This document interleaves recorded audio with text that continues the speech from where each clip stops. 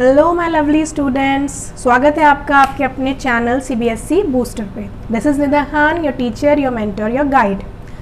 हमारी science class 10 NCERT की series चल रही है, जिसमें आज हमारा डे 3 है। 2 क्लासेस पहले हो चुकी हैं, जिसमें हम लोग अपना chapter 1 chemical reaction and equations cover कर रहे हैं, जिसमें अब तक हमने फिजिकल और केमिकल चेंजेस क्या होते हैं, केमिकल रिएक्शन क्या होता है, क्या उसके कैरेक्टरिस्टिक्स होते हैं, और ये टाइप्स ऑफ रिएक्शन में कॉम्बिनेशन और डिकम्पोजिशन रिएक्शन कर लिया है। अब आज की क्लास में हम लोग आगे के रिएक्शंस समझेंगे, जिसमें हमारा पहला रिएक्शन है डिस्प्लेसमेंट रिएक्शन। डिस्प्लेसमेंट रिएक्शन अपने नाम से ही सजेस्ट कर रहा है ऐसा रिएक्शन जिसमें कोई चीज़, कोई एलिमेंट डिस्प्लेस हो जाए, अपनी जगह से हट जाए, वो रिएक्शन डिस्प्लेसमेंट रिएक्शन होते हैं। अभी हम समझते हैं कैसे। फॉर एग्जाम्पल अभी हम ऐसे लेते हैं कि मान लो कि हमारे एलिमेंट्स हैं, इसमें ए हमारा जो है वो बहुत रिएक्टिव, हाईली रिएक्टिव एलिमेंट है, और बी जो है इसके कंपैरिजन में ये आपका लेस रिएक्टिव एलिमेंट है। तो ये क्या करेगा, जब ये इसके साथ रिएक्ट करेगा तो ये हाईली रिएक्टिव जो है आपके लेस रिएक्टिव को डिस्प्लेस कर देगा अपनी जगह से, और खुद उसके साथी के साथ जुड़ जाएगा। होता है ना, जैसे पावरफुल लोग होते हैं, वो जो छोटे मोटे लोग होते हैं उनको एक साइड में कर देते हैं, वही है बस ये, ठीक है। तो highly reactive element less reactive element को जब डिस्प्लेस कर देते हैं जिन रिएक्शंस में, ऐसे रिएक्शन आपके डिस्प्लेसमेंट रिएक्शन कहलाते हैं। अब हम लोग एग्जाम्पल के थ्रू अच्छे से समझते हैं। इसमें आप देखिए, एक आपकी एक्टिविटी दे रखी है आपकी एनसीईआरटी बुक में। उसमें क्या है, आपको एक कॉपर सल्फेट सोल्यूशन लेना है। कॉपर सल्फेट सोल्यूशन जो आपका होता है वो कैसा होता है, ब्लू कलर का होता है। उसमें आपने क्या करना है, आयरन नेल्स होते हैं, कीले, उनको डाल देना है, करीब उसको 20 to 30 मिनट्स के लिए छोड़ देना है। फिर आप देखेंगे आपने क्या ऑब्जर्व करा। इस टाइप के क्वेश्चन भी आते हैं, आपकी ऑब्जर्वेशंस क्या रही इसमें। तो आप क्या ऑब्जर्व करेंगे, आप ये ऑब्जर्व करेंगे कि जो ये आपका कलर है आयरन का वो रेडिश ब्राउन होगा। कैसा हो जाएगा, रेडिश ब्राउन हो जाएगा। और आपका ये जो सोल्यूशन था कॉपर सल्फेट का, इसका जो ब्लू कलर था वो फेड कर जाएगा, हल्का हो जाएगा। कैसा हो जाएगा, बहुत ही लाइट ग्रीन हो जाएगा। ये तो हमने ऑब्जर्व कर लिया। अब ये भी पूछा जा सकता है ऐसा क्यों हुआ, कोई बताएगा ऐसा क्यों हुआ। ओके, ऐसा इसलिए हुआ क्योंकि हमारे आयरन ने कॉपर को अपनी जगह से डिस्प्लेस कर दिया। क्यों कर दिया, क्योंकि आयरन कॉपर से ज़्यादा रिएक्टिव एलिमेंट है, इसलिए। समझ में आया, आयरन कॉपर से ज़्यादा रिएक्टिव एलिमेंट है, वो उसे हटा देगा और जाके क्या बना लेगा, फेरस सल्फेट बना लेगा, जो कि लाइट ग्रीन कलर का होगा, और हमारा कॉपर बेचारा अलग हो जाएगा। इसलिए ऐसा हुआ। इसी के हम और एग्जाम्पल समझ सकते हैं। जिंक के साथ भी जब हम कॉपर सल्फेट को रिएक्ट कराएंगे तो हमारा ZnSO4 फॉर्म होगा, कॉपर निकल जाएगा। यहाँ भी ऐसा इसलिए हुआ क्योंकि कॉपर जिंक से भी लेस रिएक्टिव है। फिर यही हम Pb के साथ करेंगे। लेड के साथ आप कॉपर क्लोराइड को रिएक्ट कराएंगे तो आपका क्लोराइड जो है वो लेड के साथ कंबाइन हो जाएगा और कॉपर अलग हो जाएगा।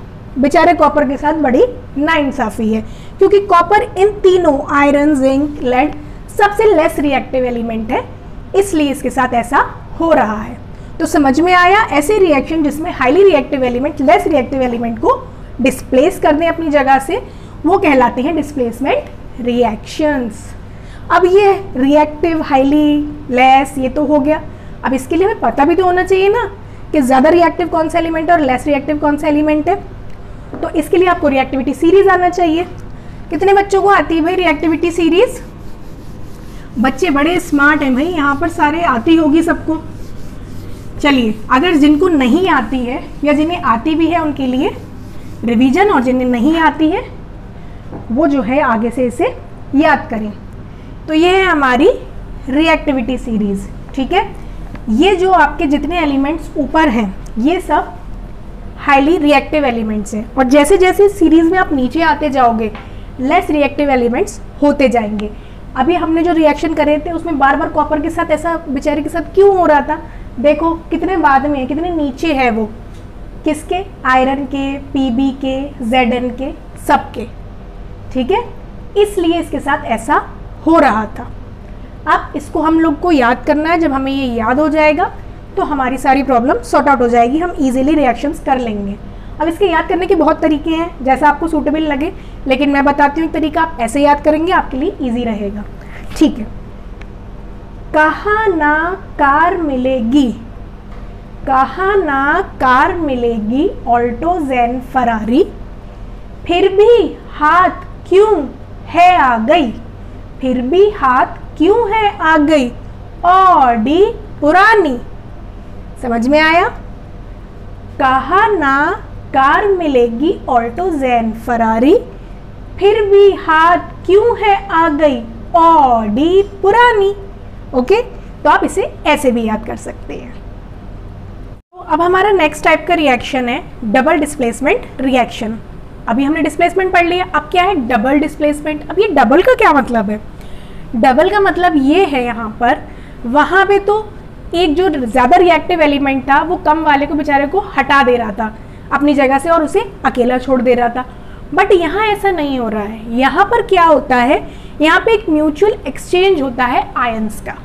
वो क्या कहता है, एक एलिमेंट कहता है कि भाई तुम मुझसे मेरे ले लो, वो कहता है तुम मुझे अपने दे दो। तो मतलब दोनों आपस में एक दूसरे को क्या करते हैं ना, सपोर्ट करते हैं। तो आयंस आप लोग जानते हो चार्ज होते हैं, तो यहाँ पे एक्सचेंज आयंस का होता है। बस इसलिए तो यहाँ पे कोई भी नुकसान में नहीं रहता है, किसी का लॉस नहीं होता है कि कोई अकेला रह गया। तो डबल वो हो जाता है दोनों प्लेसेस में, इसीलिए इसको डबल डिस्प्लेसमेंट बोला गया है। इसकी जगह से ये हटके उसके पास चला जाएगा और ये वाला हटके इसके पास आ जाएगा। तो दो बार डिस्प्लेसमेंट हुआ ना दो चीज़ों का, इसलिए डबल डिस्प्लेसमेंट। अब कैसे होता है ये हम एग्जाम्पल समझेंगे। पहले आपकी एनसीईआरटी में एक्टिविटी दे रखी है, उस एक्टिविटी में क्या है, आपने क्या करना है, दो टेस्ट ट्यूब लेना है। उसमें एक टेस्ट ट्यूब में आपको सोडियम सल्फेट लेना है और दूसरे टेस्ट ट्यूब में आपको बेरियम क्लोराइड लेना है। ये हमने इक्वल अमाउंट्स में लेना है। अब इन दोनों को हमने क्या करना है, मिक्स कर देना है। जब हम इसे मिक्स करेंगे तो हम क्या ऑब्जर्व करेंगे, हम ये ऑब्जर्व करेंगे कि जो सॉल्यूशन बना मिक्स होने के बाद उसका जो है आपका वाइट कलर का एक उसमें सब्सटेंस फॉर्म हुआ। कैसा? वाइट कलर का एक सब्सटेंस, बट वो ऐसी सब्सटेंस थी जो उस सॉल्यूशन में इनसॉल्युबल थी, पूरी तरह से डिसॉल्व नहीं हुई। तो ध्यान करिए, मैंने आपको लास्ट क्लासेस में क्या बताया था कि ऐसी सॉलिड सब्सटेंस जो सेपरेट आउट हो जाए और आपकी पूरी तरह से डिसॉल्व ना हो, इनसॉल्युबल हो, वो क्या कहलाती है, प्रेसिपिटेट कहलाती है। ओके, तो इसमें हमें क्या मिला, प्रेसिपिटेट मिला वाइट कलर का। तो ऐसा रिएक्शन डबल डिस्प्लेसमेंट रिएक्शन तो है ही, बट इसमें प्रेसिपिटेट फॉर्म हुआ है, तो इसको प्रेसिपिटेशन रिएक्शन भी कहते हैं। अब आपसे पूछा जा सकता है कि किस कलर का प्रेसिपिटेट फॉर्म हुआ, हमने बताया कैसा फॉर्म हुआ, वाइट कलर का हुआ। ये हमें ध्यान रखना है ना, यहीं के यहीं लर्न कर लो। और भाई पूछा जाए क्या नाम है उसका, उसका नाम क्या है, उसका नाम ये है बेरियम सल्फेट। क्या मिला हमें, वाइट कलर का प्रेसिपिटेट जो कौन है, बेरियम सल्फेट है। ठीक है, तो ये हमारा डबल डिस्प्लेसमेंट रिएक्शन तो है ही, और साथ साथ हमारा क्या है, प्रेसिपिटेशन रिएक्शन। ओके, और इससे कहा जाए कि इसकी बैलेंस इक्वेशन बताओ, तो भाई बैलेंस इक्वेशन भी हमें आती है, वो भी बता दी मैम ने। बस कोई प्रॉब्लम, यही होते हैं आपके डबल डिस्प्लेसमेंट रिएक्शन। सो अब हमारा नेक्स्ट रिएक्शन है ऑक्सीडेशन रिएक्शन। ऑक्सीडेशन रिएक्शन में क्या होता है, हमारी या तो ऑक्सीजन गेन होती है या हमारी हाइड्रोजन का लॉस होता है। समझ में आ रहा है, मतलब या तो हमें ऑक्सीजन मिलेगी या हमारी हाइड्रोजन निकल जाएगी। इन दोनों में से अगर कुछ भी एक हो रहा है रिएक्शन में, इसका मतलब वो कैसा रिएक्शन है, ऑक्सीडेशन रिएक्शन है। इसके लिए भी आपकी एनसीईआरटी में एक एक्टिविटी है, उसमें क्या करना है कि उसमें कॉपर लिया है, ठीक है, कॉपर का पाउडर लिया है, थोड़ा सा कॉपर का पाउडर लेकर उसको बर्न किया। बर्निंग का आपको मैंने बताया था, बर्निंग का मतलब है कि ऑक्सीजन की प्रेजेंस में उसको जलाना। तो बर्न किया मतलब जब हमने उसको बर्न किया, मतलब ऑक्सीजन प्रोवाइड करी, तो थोड़ी देर बाद देखा हमने कि उसका जो कलर था वहाँ पे एक ब्लैक कोटिंग सी आ गई। क्यों आई वो ब्लैक कोटिंग? इसलिए आई वो ब्लैक कोटिंग क्योंकि आपकी कॉपर ऑक्सीजन के साथ रिएक्ट करके कॉपर ऑक्साइड बना देती है, जिसकी वजह से उसको वो ब्लैक कोटिंग लग रही थी। मतलब क्या हुआ कि हमारी कॉपर ऑक्सीडाइज हो गई, ऑक्सीडाइज होके कॉपर ऑक्साइड में कन्वर्ट हो गई। तो इसलिए ये एग्जाम्पल जो है आपका ये शो करता है ऑक्सीडेशन रिएक्शन को। दूसरी बात मैंने क्या बोली कि या लॉस हो किसका? हाइड्रोजन का। ठीक है, मतलब हाइड्रोजन निकल जाए। यहाँ पर ये देखो गेन हुई, प्लस हुई ऑक्सीजन, या फिर वो निकल जाए। अब इसके लिए हम ये एग्जाम्पल देखते हैं। यहाँ पे हमारा HCl है, HCl को हमने हीट प्रोवाइड करी, ये हीट का सिंबल होता है, मैंने आपको बताया था। जब हम इसको हीट प्रोवाइड करेंगे तो ये टूट जाएगा। टूटने वाली रिएक्शन कौन से थे? डिकम्पोजिशन रिएक्शन है ना, तो ये वो भी है। अब ये हीट प्रोवाइड करके टूट गया, और हीट प्रोवाइड करके कौन सा डिकम्पोजिशन रिएक्शन होता है? जल्दी बताओ। Thermal decomposition. तो अब ये जब टूटा, टूट कर इसने हाइड्रोजन अलग कर दी और क्लोरीन अलग हो गई। तो यहाँ क्या हुआ? हाइड्रोजन का लॉस हो गया, लॉस हुआ, निकल गई। तो ये भी आपका क्या है? Oxidation reaction. समझ में आया? ओके, चलिए अब नेक्स्ट टॉपिक पर चलते हैं। ऑक्सीडेशन रिएक्शन हो गया। अब अगला है हमारा रिडक्शन रिएक्शन। ये ऑक्सीडेशन के एकदम वाइस वर्सा है, मतलब एकदम उल्टा है। क्या है? ऑक्सीडेशन में आपके क्या हो रहा था? ऑक्सीजन गेन हो रही थी, हाइड्रोजन का लॉस हो रहा था। बट इसमें क्या होगा? इसमें उसके ऑपोजिट होगा। कोई भी एक आप याद कर लोगे तो दूसरा पता है वाइस वर्सा है, वो अपने आप याद हो जाएगा। रिडक्शन में ये होगा कि हाइड्रोजन गेन होगी और ऑक्सीजन का लॉस होगा। ठीक है, हो गया ऑपोजिट। अब कैसे होगा ये देखते हैं।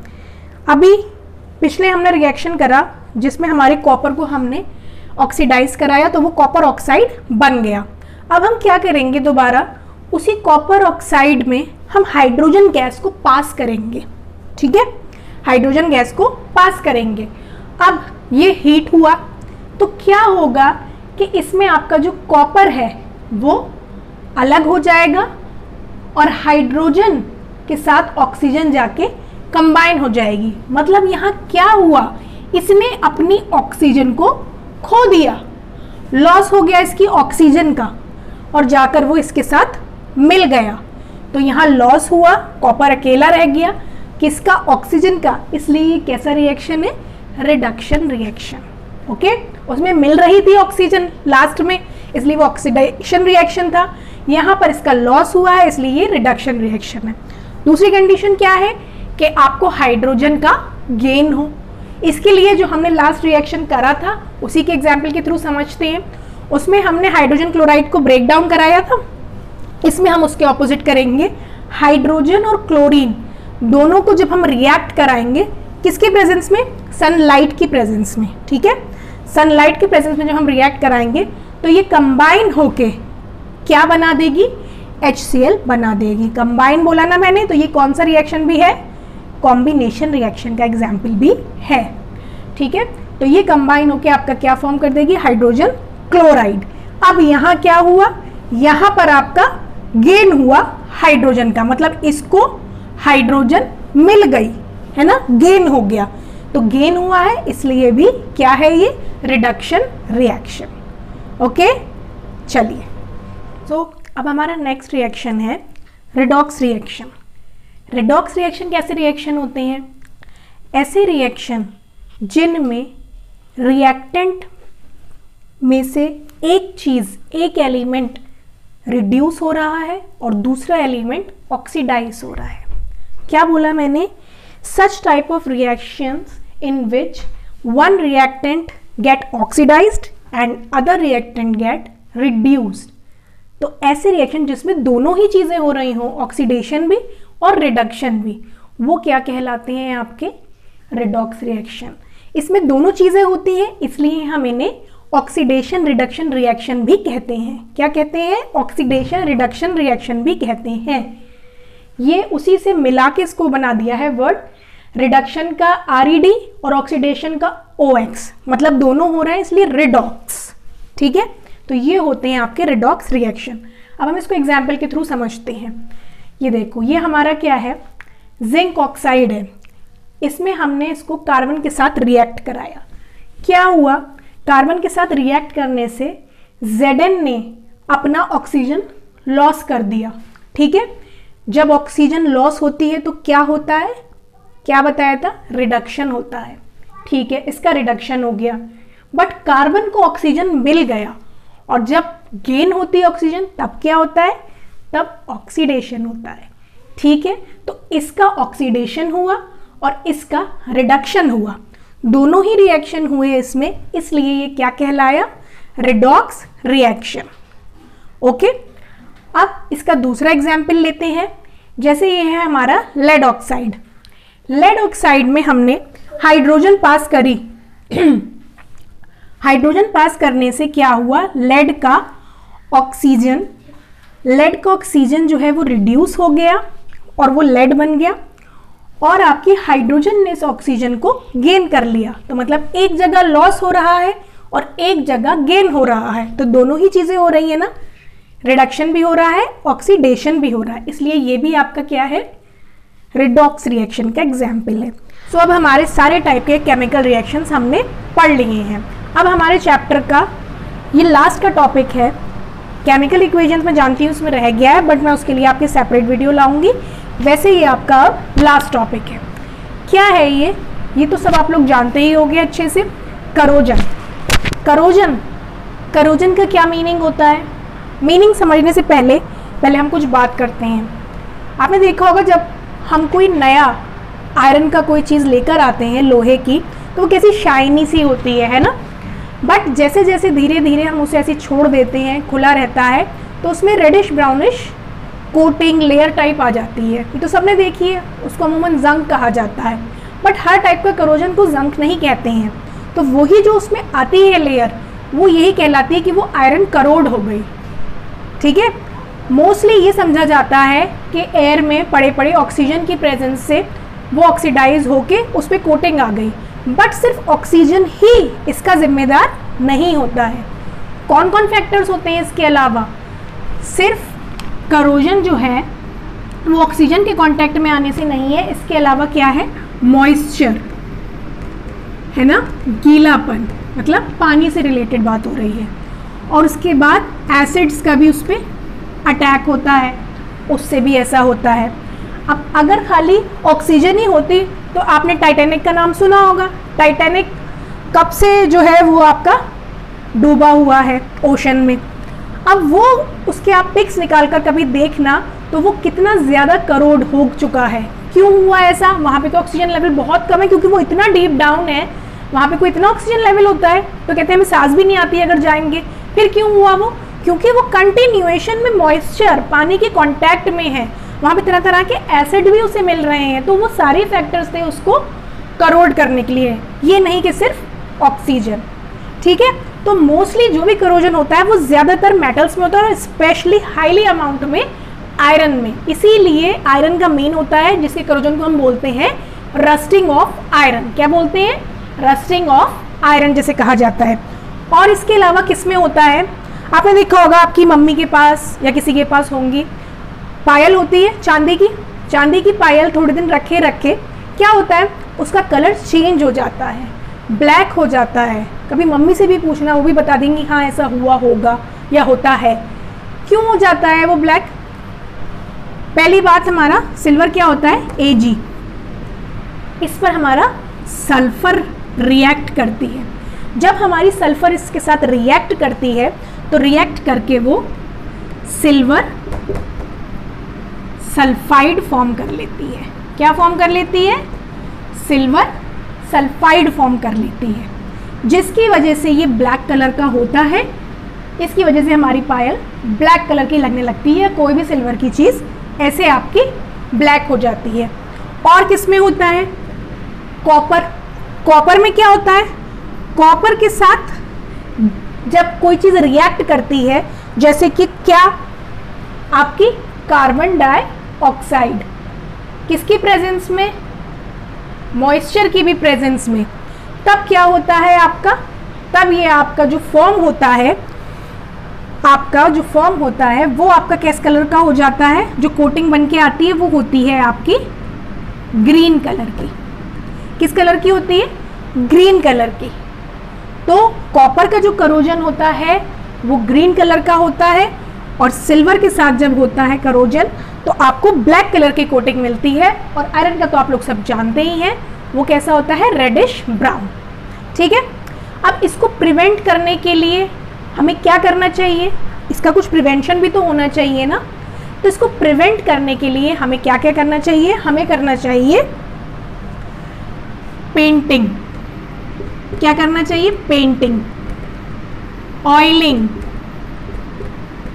ठीक है, ये इसे प्रिवेंट करते हैं, इसको इजीली करोड होने से। ऑयलिंग, ग्रीजिंग, मोटर पार्ट्स होते हैं, कहते नहीं ग्रीस उसमें डाला गया, उसको इसीलिए करा जाता है ताकि वो रगड़ खा के एक दूसरे से वो खराब क्यों होने लगते हैं? क्योंकि करोड होने लगते हैं।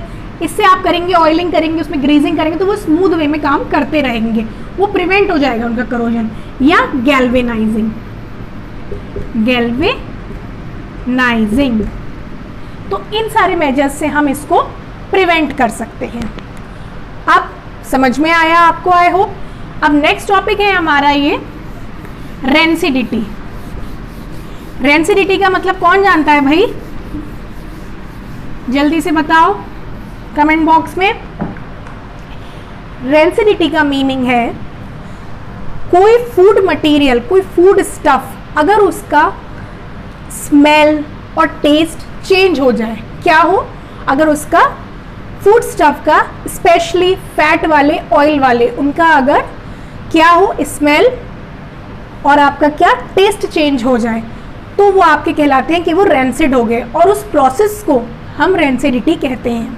ठीक है, देखा होगा आपने, कुछ टाइम आप खुला हुआ कोई फूड स्टफ छोड़ो, कोई नमकीन खोली, खोल के रख दी, फिर वो अजीब से कहते नहीं जैसे सील गई, वो यही मतलब उसका होता है। उसका टेस्ट में भी अच्छी नहीं लगती है वो, है ना, उसका टेस्ट चेंज हो जाता है।